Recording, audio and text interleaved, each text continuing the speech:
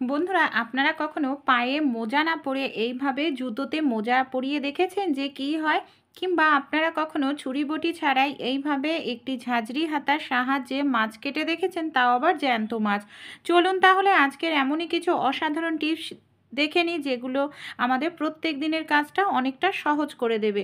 প্রথম যে টিপসটি শেয়ার করব, আমাদের বাড়িতে এই ধরনের যে বোতলগুলো থাকে না, অনেক সময় বোতলগুলোকে আমরা ফেলে দিই, কোনো কাজে ব্যবহার করি না। তাই ধরনের বোতলগুলোকে কি কাজে আমরা ইউজ করতে পারি? এখানে আমি বোতলটাকে দেখুন এইভাবে কেটে নিলাম।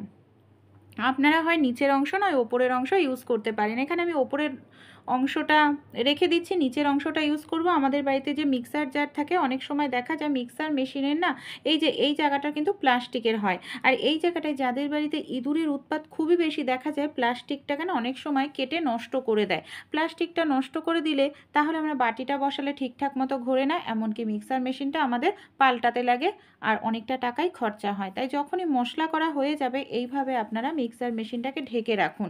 এতে আপনাদের মিক্সার মেশিন নষ্ট হওয়ার সম্ভাবনা কম থাকবে। পরবর্তী টিপসটি চলুন দেখে নিই। সেন্ট কিংবা পারফিউম আমরা প্রত্যেকেই ব্যবহার করে থাকি, কিন্তু যখন সেন্ট পারফিউম শেষ হয়ে যায় এটাকে আমরা ফেলে দিই, কিন্তু এই ঢাকনাটা না ফেলবেন না বন্ধুরা। ঢাকনাটাকে আমরা কি কাজে ইউজ করতে পারি চলুন তাহলে দেখে নিই। এখানে আমি দেয়ালে কিছুটা পরিমাণ ডবল টেপের সেলো টেপ লাগিয়ে নিয়েছি। এবার দেখুন এই যে পারফিউমের যে ঢাকনাটাকে এভাবে ডবল টেপের সেলো টেপের মধ্যে এভাবে সেট করে নিলাম।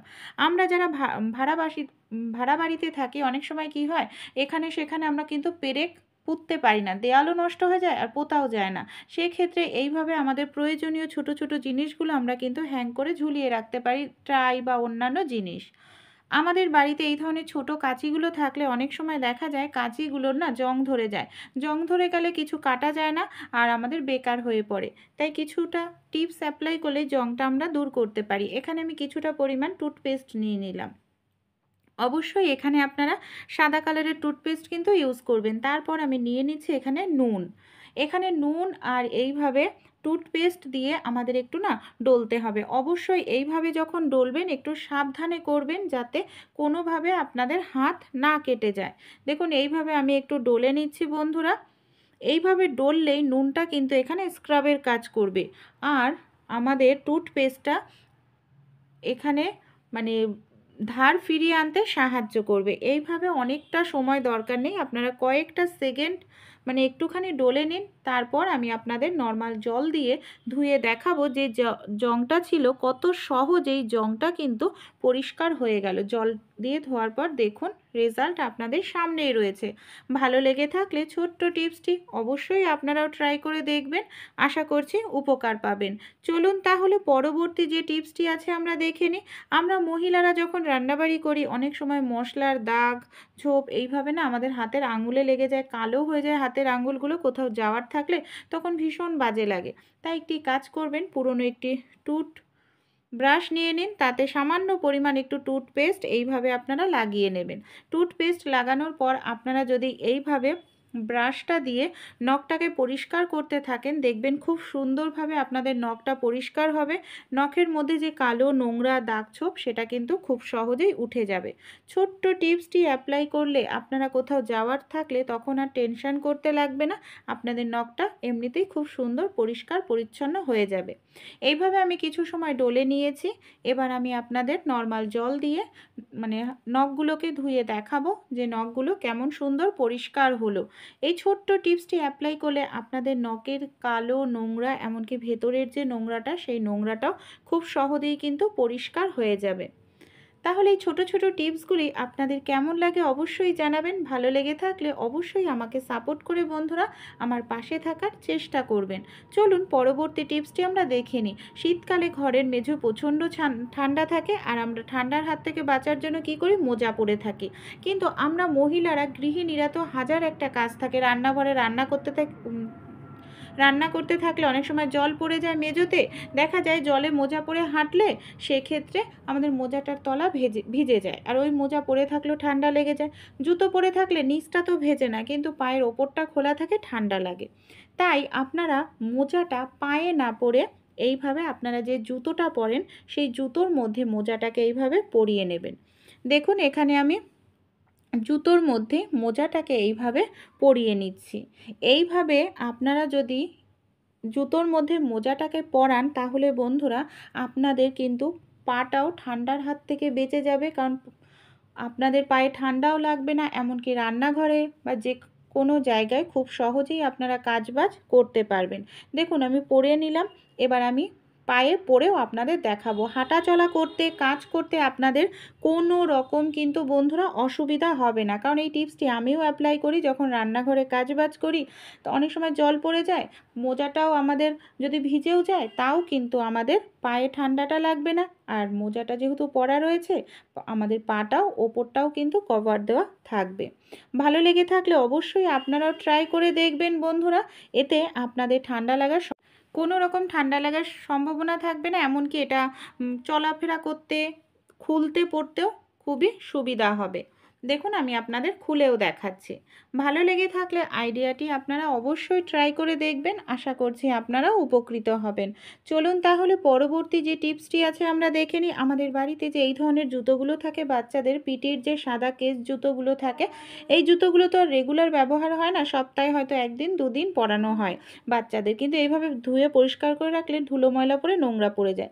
আমাদের বাড়িতে এই ধরনের এক্সট্রা অনেক জুতো থাকে, মানে মোজা থাকে, যে মোজাগুলোর হয়তো আর একটা পার্ট হারিয়ে গেছে, ব্যবহার করা হয় না, সেই ধরনের পুরনো মোজার মধ্যে আপনারা এই ধরনের জুতো, শুধু পিটির জুতো নয়, যে কোনো ভালো জুতোই আপনারা যদি ঢুকিয়ে রেখে দেন মোজার মধ্যে, তাহলে মোজাটার মধ্যে ধুলো ময়লা পড়ে নষ্ট হবে না জুতোটা, এমনকি জুতোটা থাকবে আপনাদের পরিষ্কার পরিচ্ছন্ন। কোথাও যাওয়ার হলে সঙ্গে সঙ্গেই আপনারা মোজার থেকে বের করে জুতোটা কিন্তু ইউজ করতে পারবেন।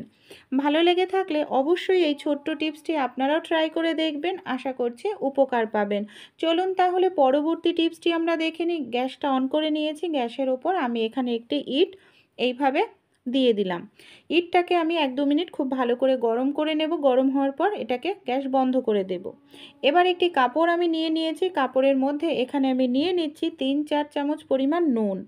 যে নুন আমরা রান্নায় খেয়ে থাকি এখানে আমি সেই নুনই ব্যবহার করব। এবার কি করব, এই কাপড়টাকে আমাদের এইভাবে না একটু পুঁটলি মতো তৈরি করতে হবে। দেখুন ঠিক এইভাবে পুঁটলি মতো করে আমি বেঁধে নেব। এবার কি করব, যে ইটটা আমরা গরম করে নিয়েছি, ইটটা একবার গরম করলে অনেকক্ষণ গরম থাকবে, আর এই নুনের পুঁটলিটা ভালো করে ইটের ওপর রেখে গরম করে নেব। শীতকালে অনেকেরই না আমাদের বাতের ব্যথা হয়, কবজিতে ব্যথা করে, হাঁটাচলা করতে অসুবিধা হয়, সেক্ষেত্রে আপনারা যদি এইভাবে নুন সেঁক দেন তাহলে কিন্তু বন্ধুরা আরাম পাবেন। আর ইটটা এইভাবে একবার গরম করে নিলে বারবার আপনাদের গ্যাসের সামনে গিয়ে গরম করতে হবে না, অনেকক্ষণ গরম থাকবে। চলুন পরবর্তী টিপসটি আমরা দেখে নিই। বেগুন আমরা কম বেশি নানা ধরনের রেসিপি খেয়ে দেখেছি, আজকে অসাধারণ একটি রেসিপি 5 মিনিটের মধ্যেই তৈরি করে নিতে পারবেন, যেটা ভাত রুটির সঙ্গে খেতে দারুণ লাগবে। এখানে দুটো বেগুন আমি অর্ধেক করে কেটে নিয়েছি, আর বেগুনটাকে সামান্য একটু তেল লাগিয়ে নিয়েছি। বেগুন, টমেটো, একটি আলু অর্ধেক করে কেটে নিয়েছি। প্রেশার কুকারে আমি 1 চামচ তেল খুব ভালো করে দিয়ে দিয়েছি। এবার এই বেগুনগুলোকে আমরা কি করব, প্রেশার কুকারের মধ্যে দেখুন এইভাবে বসিয়ে দেব। এখানে আপনারা গোটা গোটা বেগুনও দিতে পারেন, আলুও দিয়ে দিচ্ছি এখানে, দেখুন আমি টমেটোও দিয়ে দেব, কোনো রকম জল দেব না আমি এর মধ্যে, আপনারা সামান্য পরিমাণ একটু তেল দিয়ে দেবেন। আমি এখানে টোটাল 1 চামচ মতো তেল ব্যবহার করলাম। এবার আমি ঢাকনাটা বন্ধ করে 2টো সিটি পর্যন্ত অপেক্ষা করব। যখন 2টো সিটি আসবে, এই দেখুন আমাদের কোনো রকম জল ব্যবহার করতে লাগেনি, ভাপে ভাপেই বেগুন, আলু, টমেটো সব কিন্তু সুন্দর সেদ্ধ হয়ে গেছে। এবার টমেটোর খোসাটা আমি এইভাবে ছাড়িয়ে নিচ্ছি, তারপর মানে হাতার সাহায্যে এখানে না সবগুলোকে আমি খুব ভালো করে এইভাবে একসঙ্গে মিশিয়ে নেব। এইভাবে একটু বাড়ি দিলেই দেখবেন খুব সুন্দরভাবে সবগুলো মিশে যাবে। তারপর এটাকে আমি একটি পাত্রের মধ্যে এইভাবে তুলে নিচ্ছি। এবার কি করব, গ্যাসের ওপর আবার আমি কড়াই বসিয়ে 1 চামচ তেল দিয়ে দিলাম। তেলের মধ্যে শুকনো লঙ্কা দিয়ে দিচ্ছি, কিছুটা পরিমাণ কুচি রসুন দিয়ে দিলাম। তারপর এখানে আমি 2টো পেঁয়াজ কুচি নিয়েছি, পেঁয়াজ কুচিটা দিয়েও হালকা করে ভাজা ভাজা করে নেব। পরিমাণ মতো নুন, হলুদ, কাঁচা লঙ্কা কুচি দিয়ে দিচ্ছি। যখন হালকা করে ভাজা লাল লাল কালার হয়ে যাবে তখন বেগুনগুলোকে আমি এর মধ্যে দিয়ে দেব। বেগুন দিয়ে কয়েক সেকেন্ড একটু ভালো করে নাড়াচাড়া করব। আমাদের ভাতের সঙ্গে, রুটির সঙ্গে খাওয়ার জন্য অসাধারণ একটি রেসিপি তৈরি হয়ে যাবে। নামানোর আগে সামান্য একটু ধনেপাতা দেবেন, এতে কিন্তু গন্ধটাও খুব ভালো লাগবে, খেতেও ভালো লাগবে। সময় হাতে একেবারেই কম থাকলে আপনারা এই রেসিপিটি ট্রাই করবেন, এতে আপনাদের অল্প সময়ের মধ্যেই খুবই সুস্বাদু একটি রান্না করে নিতে পারবেন, যেটা ভাতের সঙ্গে রুটির সঙ্গে খেলে অসাধারণ লাগবে। বেগুন পোড়া তো অনেক খেয়েছেন, একবার এইভাবে বেগুন ট্রাই করে দেখতে পারেন। চলুন তাহলে পরবর্তী টিপসটি দেখে নিই। অনেক সময় এই ধরনের জ্যান্ত মাছগুলো কাটতে ছুরি বটি দিয়ে হাতে আমাদের হাত কেটে যায়, বা এই ধরনের যে এই যে শোল মাছ, এই ধরনের ল্যাঠা মাছ, এই ধরনের মাছগুলো না খুব স্লিপ কাটতে থাকে ছুরি বটি দিয়ে কাটতে থাকলে। তাই এই ধরনের যে ঝাঁঝরি হাতা থাকে, এটার সাহায্যেই আপনারা এই ধরনের জ্যান্ত মাছগুলোকে না খুব সহজে আঁশ ছাড়িয়ে নিতে পারবেন। দেখুন এইভাবে আমি উল্টো দিক করে একটু টানছি, আর উল্টো দিক করে এইভাবে যদি একটু টানতে থাকেন, খুব সহজেই মাছের যে আঁশটা আছে বন্ধুরা, এই আঁশটাকে আপনারা ছাড়িয়ে নিতে পারবেন। আর এইভাবে মাছের আঁশ ছাড়ালে আপনাদের কিন্তু হাত কোনোভাবেই কেটে যাওয়ার সম্ভাবনা থাকবে না। আমি প্রত্যেককে বলছি না যে এইভাবেই আপনাদের করতে হবে। যাদের অসুবিধা, যারা নতুন কাজবাজ করছেন, নতুন সংসারের কাজ করছেন, তারা এই টিপসটি অ্যাপ্লাই করে দেখতে পারেন। তারপর আমি একটি কাঁচি নিয়ে নিয়েছি, কাঁচির সাহায্যে মাছের দেখুন কানকো, ডানা, মানে লেজ সব কিন্তু কেটে নেব।